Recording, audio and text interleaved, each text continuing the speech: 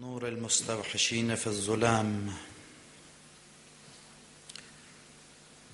الحمد لله عالم لا يعلم، وأشهد أن لا إله إلا الله وحده لا شريك له، وأشهد أن محمدا عبده ورسوله.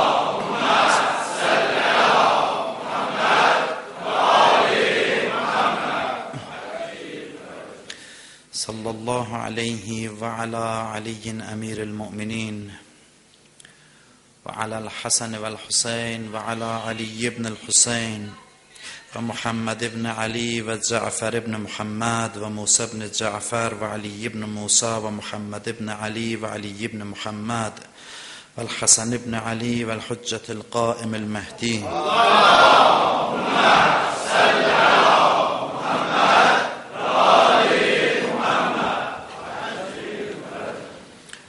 اللهم صل على جميع الأنبياء والمرسلين والشهداء والصديقين. اللهم اغفر للمؤمنين والمؤمنات والمسلمين والمسلمات الأحياء منهم والأموات. أوصيكم ونفسي بتقوى الله. Sizə və özümə ilahi təqvaya riayət eləməyi tövsiyə edirəm. Keçən həftə eğer xatırlayırsınızsa, qeyd elədik ki, İslam dini bəsirət dinidir və insanları bəsirətə dəvət eləyir. İslam bəsirətli insanları bəyənir və insanlara qiymət verəndə ölçü vahidi kimi, meyar kimi həm də bəsirəti götürür. İnsanların bəsirətinə əsasən qiymət verir. Bəsirət nə deməkdir? Bəsirət agəhlıq mənasındadır. İnsanın agəhlığı və bəsirəti onun şəxsiyyətinin meyarıdır, şəxsiyyətinin qiymətidir. Qurandan ayə oxuduq. Qul hazihi səbili əd'u ilallah ala bəsirə. Ya Resulallah, insanlara de ki, bu mənim yolumdur, din yoludur və insanları bəsirət əsasında dinə dəvət edirəm. Agəhlıq əsasında dinə çağırıram. Bu din bəsirət dinidir və insanların qəlb gözünün açıq olması, insanların ürək gözünün açıq olması əsas şərtdir. Və hədisdə var, demişdir ki, bir insanın gözünün görməməsi qəlb gözünün bağlı olmasından daha yaxşıdır. İnsanın zahiri gözünün kör olması, görməməsi bəsirətinin bağlı olmasından daha yaxşıdır. Bir nəfər var, Əbu Harun adında, gözü görmürdü o adamın. Amma bəsirət sahibi olan adam idi, imam tanıyan, Əhl-i Beyti tanıyan adam idi. Bir nəfər deyir, mən eşitmişdim bunun bəsirətli olmasını, amma gözü görmürdü. Bir gün məsciddə oturmuşdu, İmam Muhammed Baqir əleyhissalam məscidə daxil oldu. Mən getdim, ondan soruşdum, istədim onu imtihan eləyəm. Dedim, deyə bilərsən ki, indi Allahın hüccəti İmam Muhammed Baqir əleyhissalam məsciddə deyə yox. Dedi, bəli, məsciddədir. Necə yoxdur ki, onun gəlişi ilə məscidin fəzasının dəyişdiyini hiss eləyirəm, dərk eləyirəm. Çox gözü açıq insanlar var idi ki, gözü görən adamlar imama bu mərifətə, imam barədə bu mərifətə çatmamışdılar. Amma gözü görməyən bir insan qəlb gözü vasitəsilə haqqı, həqiqəti tapmışdı. İnsanların ən böyük üstünlüyü onların bəsirətindədir və Kərbəla hadisəsi bəsirət dərsi verir bizə. Mən sizə deyərdim, bəlkə Kərbəlanın bizə verdiyi ən mühüm dərs bəsirət dərsidir, agəhlıq dərsidir. Kərbəla insanın qəlb gözünü açır. Kərbəlanı tanıyan adamlar gözü açıq insanlardır. Zaman tanıyan insanlardır. Dostu, düşməni tanıyan insanlardır. Kərbəla hadisəsi hər zamanda haqqı, həqiqəti, zülmü, ədaləti, zülmün əhlini və haqqın əhlini insanlara tanıtdırır və başa salır. Kərbəla bəsirətli insanların mübarizəsidir. Kərbəla şəhidlərinin ən üstün cəhətlərindən biri onların bəsirətli olmasıdır. Sadəlöv olmamaqlarıdır. Dindar üçün ən böyük bəla onun sadəlöv olmasıdır.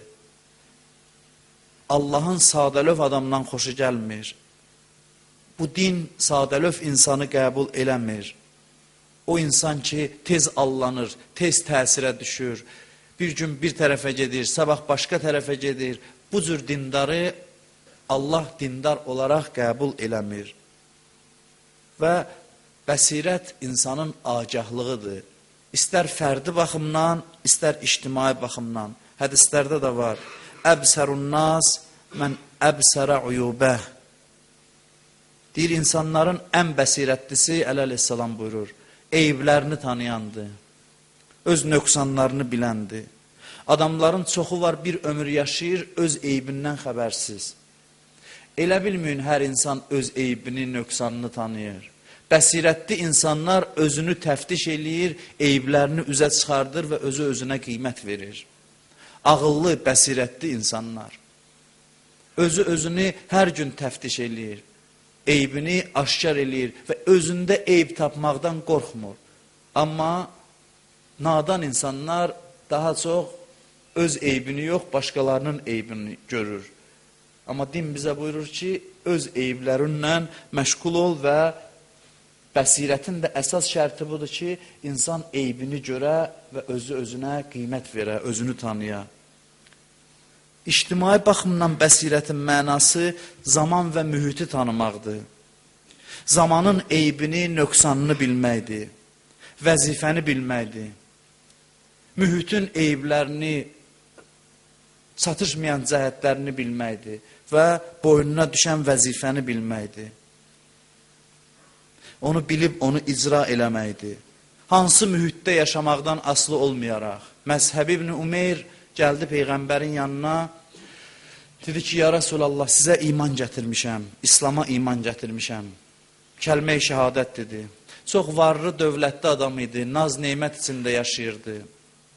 Ata-anası ona çox baxırdı, ailənin tək uşağı idi. Ən gözəl paltarlar giyinirdi, varlı, imkanlı ailədən idi.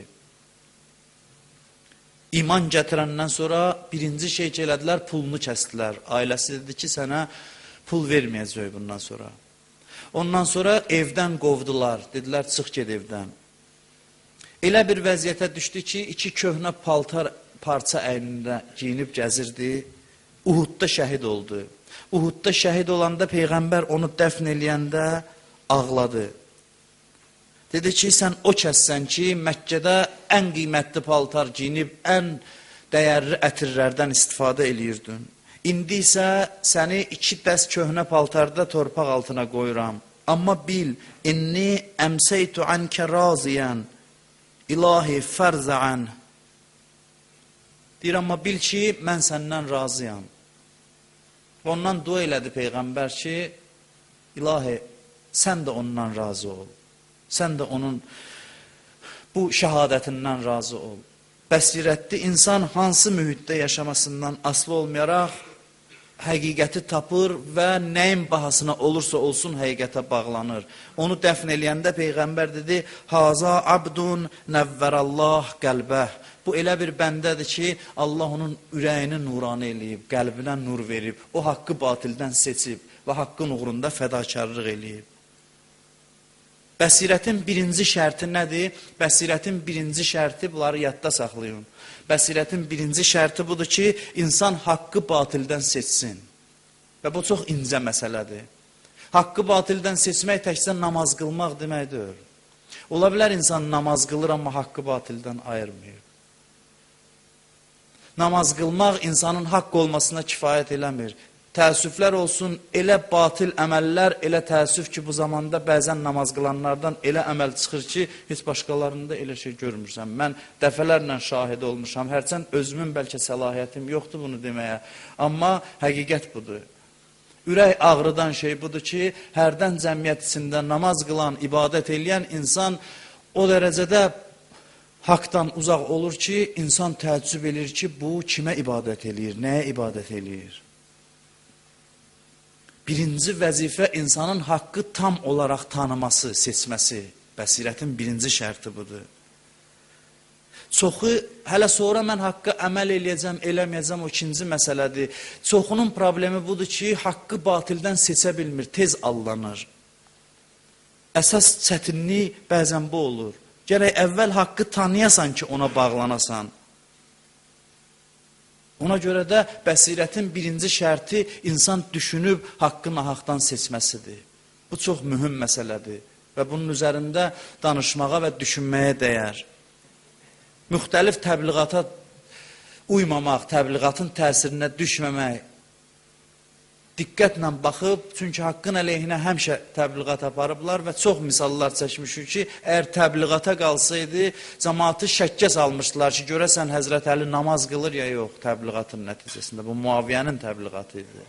Ki, görəsən Əli əleyhissalam namaz qılır və cəmaat eşidəndə ki, Əli məsciddə şəhid olub, ona inanmırdılar. Və bugün də, dünən də, hər zaman bu var. Haqqı pis cilvədə, başqa rəngdə təqdim eləmək, amma bəsirətli adamlar hər təbliğin təsirinə düşmür və haqqı olduğu kimi tanıyır. Bu birinci şərt, haqqı tanımaq, vəzifəni bilmək. İkinci şərti bəsirətin budur ki, haqqı tanıyandan sonra, vəzifəni biləndən sonra haqqa tərəf gedib vəzifəni icra eləmək. Bu da ikinci məsələdir.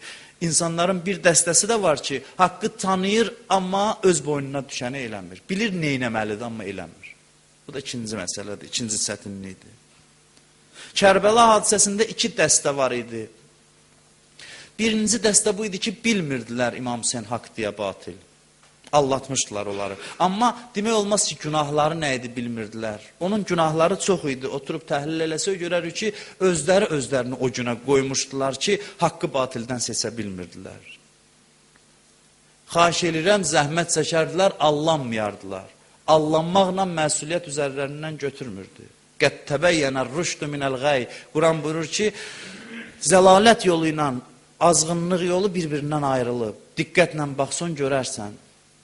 Amma bəzisi özünü yuxuluğa vurmuşdu və tanımırdılar, bilmirdilər. Bu birinci dəstə idi. İkinci dəstə o adamlar idi ki, bilirdilər İmam Hüseyin haqdır, amma öz vəzifələrinə əməl eləmirdilər, kömək eləmirdilər. Əhnəf ibn Qeys, Fərəzdəq, İbn Abbas, çoxdur bu cür adamlar tarixdə, Kərbəlanın tarixində. Onlar bilirdilər İmam Hüseyin əleyhissalam haqdır. Yaxşı bilirdilər İmam Hüseyin düzdür. Amma kömək eləmədilər İmam Hüseyin əleyhissalama. Vəzifələrinə əməl eləmədilər. Abdullah ibn Ömər bilirdi İmam Hüseyin ağa haqdır. Amma vəzifəsinə əməl eləmədi. Haqqı tanıyandan sonra bəsirətin ikinci şərti budur ki, dərhal haqqa dəstək verəsən, kömək eləyəsən və canla, başla haqqın xidmətində olasan. Elə bir məsələdir ki, bir dəqiqə geciksən, bir gün geciksən, əbədi bədbəxtçiliyə düçar ola bilərsən. Burada tələsmək lazımdır. İkincisi budur ki, insan haqqı tanıyandan sonra haqqa dəstək verməkdə gecikməyər. Əli əleyhissalamın ən böyük iftixarı, Əli əleyhissalamın ən böyük fəxri bundaydı ki, hamıdan tez haqqı batildən seçmişdi. Hamıdan tez haqqı batildən ayırt eləmişdi. Cəmaat hələ cəhalətdə olanda, cəmaat bütpərəstlikdə olanda, nadanlıqda olanda, o haqqı batildən ayırmışdı, haqqı batildən seçmişdi. Peyğəmbər ilk dəvətini başlayanda 40 nəfər qohumunu çağırır, ağsaqqal adamları, yaşlı adamları dəvət eləyir və onlara təbliğ eləyir. Və buyurur ki, kim indi mənim dinimi qəbul eləsə, məndən sonra mənim xəlifəm odur. Əli əleyhissalamın dillər çox az yaşı var idi, 9-10 yaşı var idi. Həzrət Əli əleyhissalam qalxır ayağa, deyir, mən qəbul elədim. Peyğəmbər əlini qoyur çiyninə, deyir, əyləş. İkinci dəfə yenə deyir, 3 dəfə bu sözü təkrar eləyəndə, hər dəfədə Əli əleyhissalam ayağa durur, Həzrət Əli əleyhissalam ayağa qalxır və qəbul eləyir. Əli əleyhissalamın ən böyük iftixarlarından biri budur ki, fikri, əqli cəhətdən hamını qabaqlamışdı öz zamanında. Vaxtında haqqı tanımışdı, cəmaat haqqı tanımayanda. Xəndək döyüşündə zərbə vurur düşmənə. Bilirsiniz də xəndək döyüşündə mübariz tələb eləyir. Müşriklərdən biri, ən şücaətlisi çıxır. Deyirsiniz ki, Allaha inanırsınız, biz inanmırıq, bütə inanırıq. Demirsiniz, ölsüz cənnətdir, gəlin görək, kim mənlə döyüşür, göndərim sizi cənnətə. Qoşun sakit dayanır müsəlmanlar, heç kəs durmur. Əli əleyhissalam qalxır ayağa, icazə istəyir, Əli əleyhissalam Peyğəmbər onu saxlayır neçə dəfə. Ondan sonra, təkid eləyəndən sonra Peyğəmbər ona icazə verir. Gedir döyüşə, vuruşur, neçə zərbəyə onu öldürür. Orada Əli əleyhissalam haqda Peyğəmbər bu hədisi buyurur ki, Zərbətu Aliyyin yevməl xəndəq əfzəl min ibadətis səqələyn. Əlinin bir zərbəsi xəndək döyüşündə. Qiyamətə qədər insan və cinlərin ibadətindən üstündür. Bütün insan və cinlərin. Qiyamət gününə qədər. Deyirlər, görəsən bir zərbəyə dəyər verən nə idi? Bəziləri deyir ki, Əlinin ixlası idi. Əli o qədər xalis o zərbəni vurdu Allaha görə. O qiyməti tapdı. Amma alimlərdən bəzidir ki, məsələ ixlas məsələsi deyirdi. Həzrət Əlinin bütün əməlləri xalis idi. Bəs niyə bunu seçdi? Məsələ bunda idi ki, münasib mövqeydə, münasib zamanda Əli əleyhissalam vəzifəsinə əməl elədi. Elə bir həssas dövr idi ki, Peyğəmbər buyurdu ki, sənin bu zərbönlə müşriklərdən hər birinin evinə naümidlik daxil oldu və müsəlmanlardan hər birinin evinə izzət və nikbinlik. Elə bir məqam idi ki, onlar psixoloji cəhətdən üstünlük qazanacaqdılar müsəlmanlara və məğlub olacaqdı müsəlmanlar. Onun təsiri hətta bu dərəcədə ola bilərdi ki, dinin aradan getməsi təhlükəsi var idi. Əli əleyhissalam ki, vaxtında, mövqeyində tələsdi və öz mövqeyini bildirdi, vəzifəsini icra elədi. Bu cəhətdəndir ki, bir zərbə bu qədər qiymət tapır. İşi gərək yerində və vaxtında eləyəsən. Gecikəndən sonra görürsən ki, bəzən iş təsirdən düşür, dəyərdən düşür. Yezid ibn Məsud, başqa Yeziddir bu. Bir qədər tərəddüd elədi, gəldi Məhərrəmin 15-də çıxdı, gördü ki, İmam Hüseyin da şəhid olub. İmam ondan kömək istəmişdi. O gecikdi. Quran misallar çəkir bizə. Fironun sehirbazları. Onu çox danışmışıq. Fironun sehirbazları. Firon bütün sehirbazları cəm eləyir ki, Musanın möcüzəsini batil eləsinlər. Bütün sehirlərini işə salırlar. Həzrət Musa möcüzəsini göstərir. Bunlar gördülər. Birincisi haqqı tanıdılar. Haqqı tanıyandan sonra indi məsələ bundadır ki, qəbul eləyəsən, vəzifə və əməl eləyəsən, eləməyəsən. Əgər haqqı qəbul eləsələr, Firon onları öldürəcək. Eləməsələr, Fironun yanında hörmətli olacaqlar, Allahın yanında yox. Onlar açıq dedilər, Āmennā bi Rabbil aləmin, Rabbi Musa və Harun.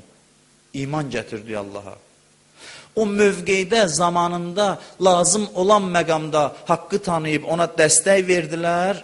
Fironun abrı getdi, Allah gətirdi, Quranda onları tərif elədi. Çox adamlar Allah yolunda öldürülüb. Niyə bunların adını çəkir? Hər adamın adı, heç peyğəmbərlər var ki, adları Qurana düşməyib. 124 min peyğəmbər rəvayətdə var, 20 neçəsinin adı Quran-ı Kərimdə qeyd olunub. Niyə bəzi peyğəmbərlərdən danışmayıb, onların adını, onlar barədə Quranda danışır? Çünki vaxtında haqqı tanıdılar və vəzifələrinə əməl elədilər. Ali Yasinin möminini misal çəkir Yasin surəsində. Eşitmişsiniz bu ayələri və cəə min əqsəl mədinəti rəculun yəs'a qalə ya qavmi ittabi'ul mursəlin. Ali Yasindən bir nəfər şəhər əhalisindən biri qaça-qaça gəldi, öz qövmünə dedi ki, peyğəmbərlərə iman gətirin, tabi olun peyğəmbərlərə. Onu öldürdülər. Bəsirət nədir? Bəsirət haqqı tanıyıb, haqqa dəstək verməkdir. Sabah deməməkdir, bugünü düşünməkdir.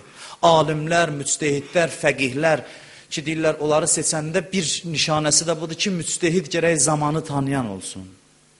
Təkcə fiqhdə, şəriətdə bilik sahibi olmasın. Mirzə Şirazinin hadisəsini eşitmişsiniz. Nasirəddin Şah İran şahı idi. Getdi İngiltərə ilə müqavilə imzaladı. 50 il ərzində bütün tütün sənayesini İngilislərə verdi. O fəzilətli müctehid Mirzə Şirazi bu xəbəri eşidən kimi fətva verdi ki, bugündən tütün çəkmək haram oldu. Hərçənd ki, zatında haram deyildi. Şəraiti dəyərləndirdi. Şah durdu yuxudan, gördü ki, öz qəlyanını da xidmətçilər sındırıb. Dedi ki, nə məsələdir? Dedi ki, bəs Mirzə Şirazi fətva verib. Çünki başa düşdü ki, bu müsəlmanların kafirlər tərəfindən istilasıdır, təqibə məruz qalmasıdır və bunun qarşısını aldı. Həm insan bilə, zamanını tanıya, vəzifəsini tanıya, həm də ona əməl eləyə. Bəzi hallarda sükut eləmək özü cinayətdir. Danışmamaq özü cinayətdir. Bir dəstə İmam Musa Kazım əleyhissalamdan sonra deyirlər Beytülmaldan, İmam Musa Kazım əleyhissalamdan qalan 10.000 dirhəmin dinarın dalına keçdilər, zəbt elədilər onu. Ondan sonra İmam Rızanın imamətini inkar elədilər ki, bu var dövlətə sahib çıxsınlar. Dedilər ki, 7 imam var idi, qutardı da, imam olmayacaq bundan sonra. Ondan sonra Yunus ibn Abdurrahman da o zaman səhabə idi. Xəbər göndərdilər ki, 1000 dinar sənə veririk, sən sakit deyən danışma. Demirik bizi dəstəklə. Demirik deyən ki, biz haqq İmam Rıza imamdır. Sən sadəcə sakit deyən, bizim əleyhimizə danışma. Dedi ki, ola bilməz belə şey. Ruvina anis sadiqeyn. 2 imamdan eşitmişəm ki, kim əgər fəsad üzə çıxarsa, zülm cəmiyyətdə baş alıb gedərsə, aləl alim ən yuzhirə ilmə, alim gərək etiraz eləyə, alim gərək elmini aşkar eləyə, insanlara haqqı başa sala. Kərbəla hadisəsində çoxları ziyan elədi, vəzifələrini bildilər, əməl eləmədilər. İstər Kərbəla hadisəsində, istər İslam tarixində hər iki nümunələrdən çoxdur. Urvət ibn Məsud Taif əhalisindən idi. Taiflilər indi də var o məntəqə, həccə gedənlər görüblər. Taiflilər ən gec Peyğəmbərə iman gətirənlər idi və Peyğəmbərə çox əziyyət verdilər onlar. Peyğəmbəri çox incitdilər Taif əhalisi. Axırda iman gətirdilər. Onlardan biri idi Urvət ibn Məsud. Gəldi, dedi, ya Resulallah, mən iman gətirirəm, Taif əhalisindən idi. İman gətirirəm, özdə istəyirəm, sabah gedəm, azam verəm Taifdə. Peyğəmbər buyurdu ki, səni öldürərlər onlar. Onlar aman verməyəcəklər sənə. Dedi, eybi yoxdur. İcazə istədi Peyğəmbərdən, qalxdı, azam verdi, azanını yarımsıq qoydular, ox atdılar, şəhid oldu azam verən vaxtda. Peyğəmbər gəldi, dedi ki, o aliyasının mömini kimi şəhid oldu, onun dərəcəsindədir. Onun azanı sonra səbəb oldu ki, o şəhər hidayət oldu, nəhayət ki, gec də olsa. Amma bir neçə insan fədakarlıq eləməsə, o zaman insanların hidayəti mümkün olmur. Kərbəla hadisəsində çox nümunələr var. Əhnəf ibn Qeysə İmam Hüseyn məktub yazdı. Səhv eləmirəmsə, o da Bəsrəli idi. Məktub yazdı ki, mənə dəstək ver, özdəki çox nüfuzlu adam idi. Bir sözünə bəlkə minlərlə adam gəlib qoşulardı İmam Hüseynə. Məktub yazdı, o yazdı ki, ya Hüseyn, fəsbir və innə və'adallahi haqq. İmam Hüseynə nəuzubillah ağıl verir ki, səbirli ol, Allahın vədəsi haqdır. İmam Hüseyni moizə eləyir. Bəsrəyə İmam Hüseyn ağa məktub göndərir, oranın ən böyük adamlarına. Məktubu aparıb verirlər İbn Ziyada, İmam Hüseynin nümayəndəsini öldürürlər. Hərçənd bilirlər İmam Hüseyn haqdır. Amma həmin Bəsrəlilərdən biri Yezid ibn Sübeyddir. İmam Hüseynin səhabələrindən olur. O deyir ki, gedir xanımına, deyir ki, mən bilmirəm Bəsrəlilər neynəmək istəyir, amma mən gedirəm Hüseynə dəstək verməyə. Qalxır ayağa, 2 oğlu da gəlir, bir xidmətçisi də. 4 nəfər düzəlirlər yola, yolda 3 nəfər də tapır, 7 nəfərlə gəlir Məkkəyə. Məkkəyə gələndə gəlir İmam Hüseyn ağanı görməyə, görür imam yoxdur. Soruşur İmam Hüseyn hara getdi, deyir İmam Hüseyn eşitdi ki, sən gəlmisən, ayaq yalın, qaça-qaça çıxdı səni qarşılamağa. Gəlirlər bir yerdə görüşür İmam Hüseyn ağa ilə. Görür İmam Hüseyni qucaqlayır, bu ayəni oxuyur. Qul bi fəzlillahi və bi rəhmətihi fə bizalikə fəlyəfrahu. Dedi Hüseyncan, gözümüz nuranı oldu. Sənin bu fəzlünlə, Allahın rəhməti ilə səni müdafiə eləmək Allahın fəzlidir bizə. Allahın rəhmətidir ki, bizim qəlbimiz bundan şad oldu, bundan sevindi. Amma biri vardı, Abdullah ibn Müti idi. İmam Hüseyn ağa yolda gedəndə məntəqələrin birində dayanır, o imamı tanıyır. İmama deyir ki, bizim quyumuzda su yoxdur, azdır. Xahiş edirik, dua eləyəsən, su artsın. İmam deyir, sudan biraz içir, qaytarır, əli ilə tökür o suyu, əlinə götürür, biraz içir, əlində qalanı qaytarır ora, görür dərhal su çoxaldı quyuda. O kəraməti də görür, amma gedir imama kömək eləmir. İmama dəstək vermir. Abdullah ibn Ömər deyir, mən Peyğəmbərdən şəxsən eşitmişəm. İmam Hüseynə özü danışır bu söz. Gəlir imamın sinəsindən öpür. Deyir, mən Peyğəmbərdən eşitmişəm ki, mənim Hüseynimi Kərbəlada şəhid eləyəcəklər və ona kömək eləmək müsəlmanların vəzifəsidir. İmam Hüseyn deyir, mənim deməyə sözüm yoxdur, özün dedin. İndi nə deyirsən, kömək eləyirsən ya yox, deyir, məni üzürlü say. Mən üzürlüyəm. Mənim övladım var, mənim ailəm var, mənim nəyim var. Haqqı tanıyandan sonra haqqın yolunda kim necə bacarır gərək fədakarlıq eləyər. Sənəti olan sənəti ilə, elmi olan elmi ilə, malı olan malı ilə, hərə bir vasitə ilə. O gün oxuyurdum, Əllamə Əmini deyir ki, Əhl-i Beytin müdafiə eləmək üçün Əl-Qədir kitabını yazdım. Əl-Qədir kitabını 30 il ərzində yazdım. Bu 30 ildə 10.000 kitab oxudum. Vərəqlədim demir. 10.000 kitabı oxudum ki, Əl-Qədir yazan Əleyhisselamın haqqını müdafiə eləyən. Belə insanlar, bu cür fədakar adamlar olsun ki, din diri qalsın və İmam Hüseyn ağanın İnqilabında da aldığımız ən böyük dərs budur. İmam Hüseyn əleyhissalam bəsirətli insanları başına topladı və bəsirət dərsi verdi. O insanlar ki, vəzifəsini bilib imama kömək elədilər, nicat tapdılar. O insanlar ki, vəzifəsini bilmədilər, bir, ikinci bildilər, əməl eləmədilər. Bu iki dəstə, ikisi də həlak oldu və əksəriyyət də təəssüf ki, bu insanlardır. Sonunda bir hədis də oxuyub İmam Hüseyndən sözümü tamamlayıram. Buyurur, Ən-nas abidud dunya və din lə'iqun əla əlsinətihim və izə muhhisu bil-bəla qəlləd dəyyanun. Buyurur, insanların çoxu dünyanın quludular, din dillərində gəzir. Belə rahat vaxtda hamı dindardır, amma imtihan qabağa gələndə, nədənsə keçmək lazım olanda, nəyisə fəda eləmək lazım olanda, onda görürsən meydanda dindar az qalır.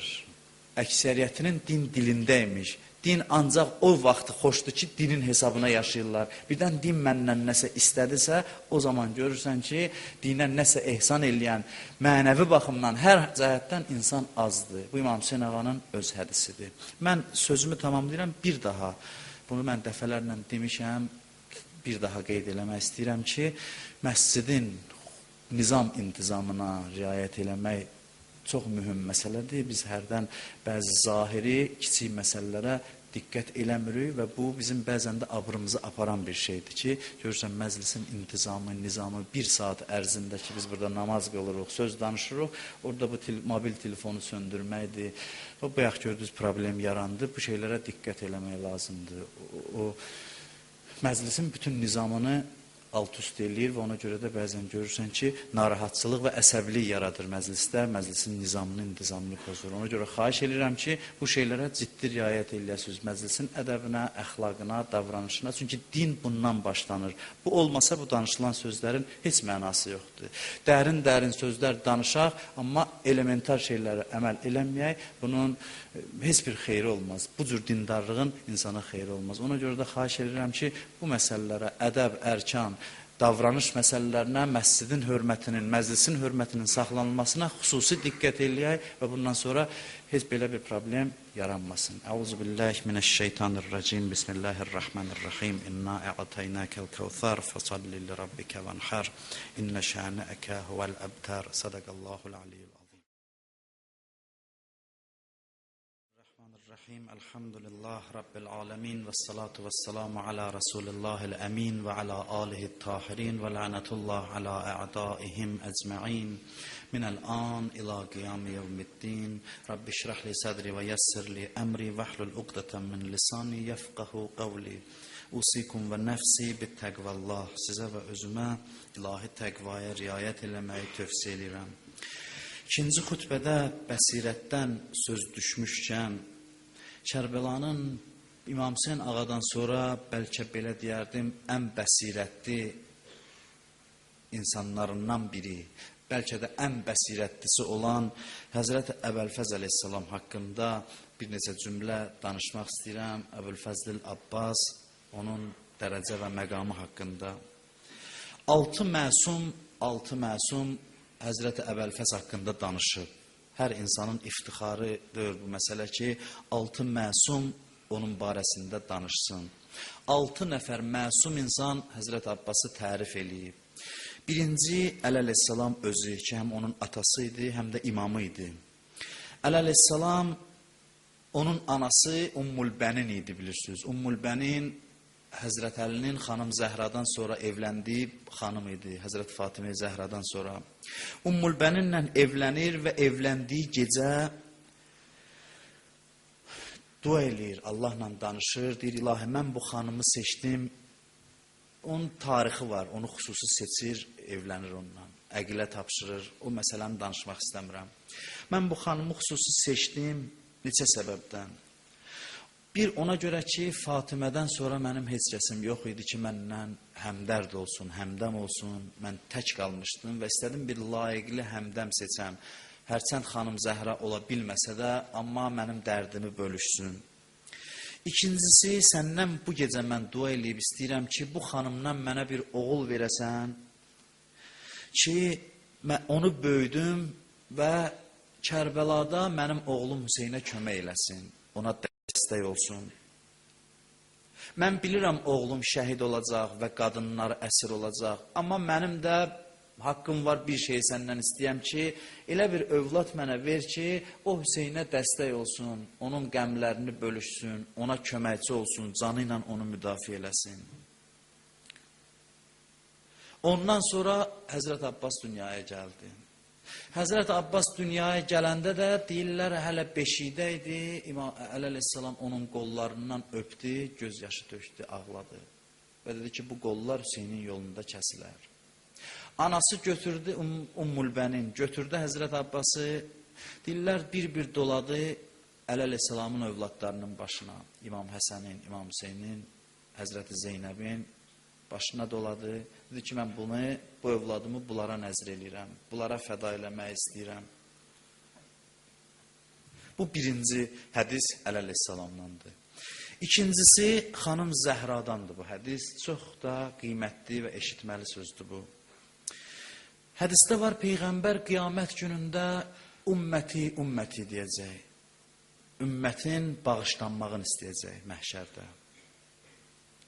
Peyğəmbər rəhmətun lil aləmindir, Allahın geniş rəhmətidir. Peyğəmbər qiyamətdə öz hayında olmayacaq. Peyğəmbər ən ali məqamdadır.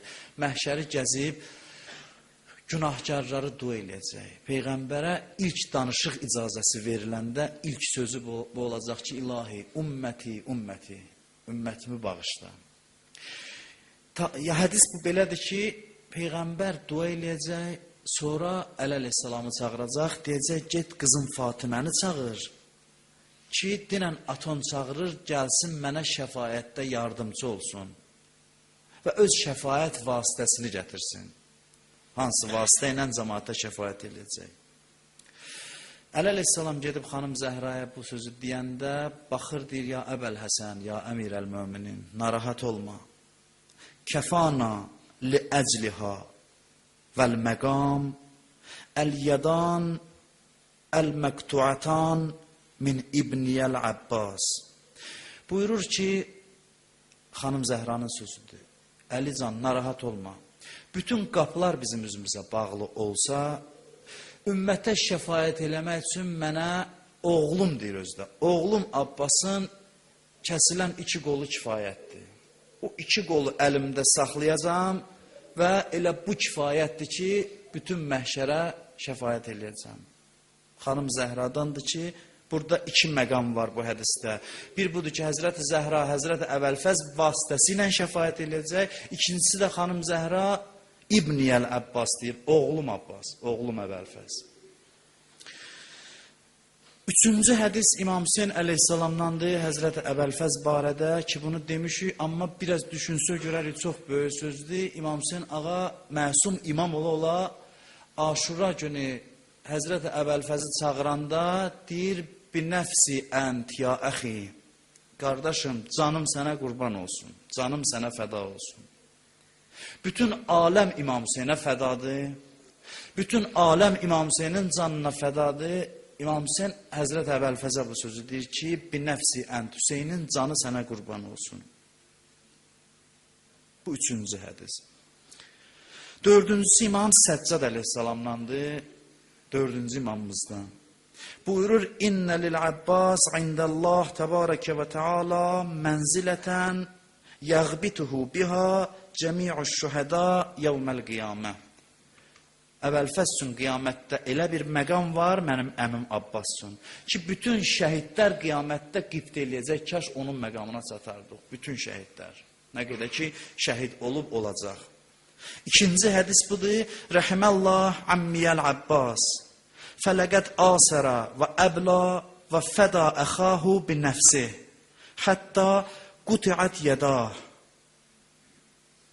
Thumma əbdələhumə ləhu cənahayn yatiru bihima ma'al mələikəti fil cənnə. Bu da bir hədisdir İmam Səccad əleyhissalamdan. Buyurur, Allah rəhmət eləsin əmim Abbasa ki, çox çalışdı, mübarizə apardı və qardaşı Hüseynin yolunda canından keçdi. Amma canından keçməmişdən əvvəl 2 qolunu qurban verdi. Və Allah bu 2 qolun əvəzində ona 2 qanad verdi ki, o qanadla mələklərlə bir yerdə cənnətin istədiyi yerində pərvaz eləyir, istədiyi yerində qərar tutur. Bu da İmam Səccad əleyhissalamdan. Bir hədis də İmam Sadiq əleyhissalamdandır. Buyurur, Kana ammunəl Abbas İbn Ali nafizəl bəsirə sulbəl iman. Çox dəyərli sözlərdir. Buyurur, bizim əmmimiz Abbas bəsirət sahibi idi, bu yax dediyimiz məsələ. İmamını tanıdı və imamı üçün canından keçdi və iman cəhətdən ən güclü insan idi. Ə'təkə ya ammiyə minəl cənan əfsəhə. Əfsəhə mənzilən və əfzələhə qurəfən. Dua eləyir Əbəlfəz ağanı, deyir, əmi, Allah sənə cənnətdə ən uca məqam, ən geniş mənzillər nəsib eləsin. Və rəfə zikrəkə fil-illiyyin. Allah sənin zikri, adı, illiyin ən uca məqamdır. Deyir, göylərdə əziz tutub, sənin adı ucaldı. Lənəllahu mən cəhilə haqqək. Allah lənət eləsin sənin haqqı tanımayanlara. Və axırıncı hədis İmam Zaman ağadandır. Buyurur, Əssəlamu aləl Abbas ibn Əmiril Müminin əl-muvasi əxahu binəfsih. Salam olsun mənim əmim Əvəlfəzə ki, canlı qardaşına fəda elədi və dünənni sabahına tədarük elədi. Özü fəda oldu, Hüseyin əbədi qaldı. Söz çox böyük sözdür bu. Çox böyük sözdür. Hüseynin əbədi qalması üçün canını fəda elədi. O fəda oldu ki, Hüseyin əbədiyyət qazandı. Və şəhadət verirəm ki, sən bir an süstlük eləmədin və vəzifəndən agah oldun, bəsirətlə can verdin. Niyə bu məqama çatdı Əbəlfəz ağa ki, 6 məsum onu təqdir eləyir? Birincisi budur ki, imanı var idi. Əbd-i salih idi, salih bəndə idi. İkincisi budur ki, İsar eləmişdi. İsar bilirsiniz nədir? İsar, biri var, insan infaq eləyir. Yəni, bir nəfər məndən bir şey istəyir, imkanım var, verirəm ona. Buna deyərlər infaq. Biri də var İsar. İsar odur ki, özüm ehtiyacım var, özüm istifadə eləmirəm, başqasına verirəm. Əbəlfəz ağa İsarın nümunəsini göstərdi. Gəldi Fəratın suyundan, götürdü ovucuna, Fərat çayından. Götürdü ovucuna, səhv yazıblar ki, dodağına yaxınlaşdırdı. Dodağına yaxınlaşdırmadı. Baxdı suya, bunu düşmən danışır. Yezdin qoşundan olanlar deyə biz gördük. Götürdü və dedi, ya nəfs, min ba'dil Hüseyin huni, fə ba'dahu la kunti ən təkuni. Dedi, ey nəfs, su içib sağ qalmaq istəyirsən, Hüseyndən sonra yaşamaq istəyirsən? Hüseyn xeymədə susuzdur, sən su istəyirsən içəsən? Hərçənd ki, içsəydi qınamazdılar. Getmişdi su gətirə, özü suya çatıb, içə də bilərdi, haqqı var idi. Amma Həzrət Əbəlfəzin məqamı bu şeydən çox uzaydı. Və üçüncüsü, ən əsası budur ki, Həzrət Əbəlfəz bəsirət sahibi idi. Ən vəfalı insan idi İmam Hüseynin. Tarixə baxın, nə qədər adam etiraz elədi İmam Hüseynə, dedi, getmə, şəhid olarsan filan. Bir dənə nümunə tapa bilməzsiniz ki, Əbəlfəz ağa nəinki etiraz, soruşmadı ki, hara gedirsən. Bir dənə sual tapsınız, mənə göstərin ki, Həzrət Əbəlfəz soruşa İmam Hüseyndən ki, hara gedirsən, bu yol nə yoldur, niyə Zeynəb aparırsan? Bir dəfə tarixində görünmədi ki, soruşsun. Və Aşura gecəsi İmam Hüseyn deyəndə ki, kim istəyirsə getsin, mən qalıb döyüşəcəm. Birinci Həzrət Əbəlfəz ayağa durdu, dedi ki, qardaş, bu canın nə qədər qiyməti var ki, səndən sonra yaşasın? Bu canın nə qədər dəyəri var ki, bizə deyirsən, get. Səhəri gün əvvəl dillər qardaşlarını çağırdı, dedi, gedin. İstəyirəm, canım çıxmamış, gözümün qabağında siz şəhid olasınız, sizin dağınız mənim ürəyimə çəkilsin Hüseyn yolunda. Sizin müsibətinizə dözüm, sevinim, bilim ki, qardaşlarım haqqın yolunda şəhid oldu. Ondan sonra gəldi, deyirlər, bir halda gəldi ki, o susuz adam neyəcə suya tərəf gələr, gəldi İmam Hüseyn ağaya dedi ki, icazə ver, mənim da ürəyim dözmür, mən istəyirəm gedəm meydana. İmam da mən hələ də bilmirəm, çox adamlar da bilmir ki, hələ də əvvəl döyüş icazəsi vermədi və elə axıra qədər vermədi. Ona dedi ki, get su gətir, əgər getmək istəyirsənsə. O getdi, İmam Hüseyn ağa xeymədə dayanıb. Bəzi yerdə var, İmam Hüseyn də ondan biraz getdi, hər halda. Deyir, xeymədə dayanıb, birdən gördü ki, şeir səsi gəlir. Əbəlfəz şeir oxuyur. Deyir, əgər sağ əlimi kəs söz, bilindi ki, sağ əli kəsilib bu şeiri deyir. Əgər sağ əlimi kəs söz də, and olsun Allaha, əlimi Hüseynin ətəyindən ayıra bilməyəcəksiniz. Biraz keçdi, gördü, şeir oxuyur, deyir, sol əlimi də kəssələr, düşmən qabağından qaçmaram. Bəlli oldu ki, sol əlini də kəsdilər. Deyirlər, o vəziyyətdə özünü su qablarının üstünə atdı, o suyu ki, gətirirdi xeymələrə uşaqlar üçün.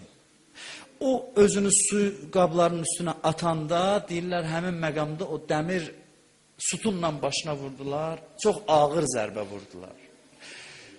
Mən bağışlayasınız, İmam Zaman bağışlasın, deyirlər ki, İmam Hüseyn onun başı üstə gələndə gördü ki, beyni tökülüb cənazəsinin kənarına. Ondan sonra ox da vurdular, gözünə batdı. İndi başa düşülür bütün bu deyiləndən sonra ki, İmam Hüseyn niyə onun başı üstə gələndə dedi, əl-an inqətə zəhri və qəllət hiləti. İndi mənim belim sındı və indi mən adamsız qaldım. Heç kəsə bu sözü deməmişdi, Həzrət Əbəlfəz ağaya bu sözü dedi. Ondan sonra gördü, Həzrət Əbəlfəz də ağladı. Dedi ki, qardaş, bu məqamdakı cənnətə gedirsən, Allahın rəhmətinə qovuşursan, sənin ağlamağın səbəbi nədir? Buyurdu ki, mən ağlayıram ki, mən ölürəm, şəhid oluram, başım sənin dizinin üstündədir. Birazdan sonra sən meydanda tək qalıb şəhid olanda, bəs kim gələcək sənin başı dizinin üstünə ala? Və anası Ummul-Bəninin, istəyirəm nohəsini sizə deyəm, rozəsini deyəm və sözümü tamamlayam. Dillər gəlirdi Bəqi qəbristanında, elə ağlayırdı ki, Ummul-Bənin. Dillər hətta düşmən də deyən taqət gətirə bilmirdi onun nalələrinə. Hətta Mərvan deyir, daşın üstü otururdu hərdən, yazıblar tarixdə.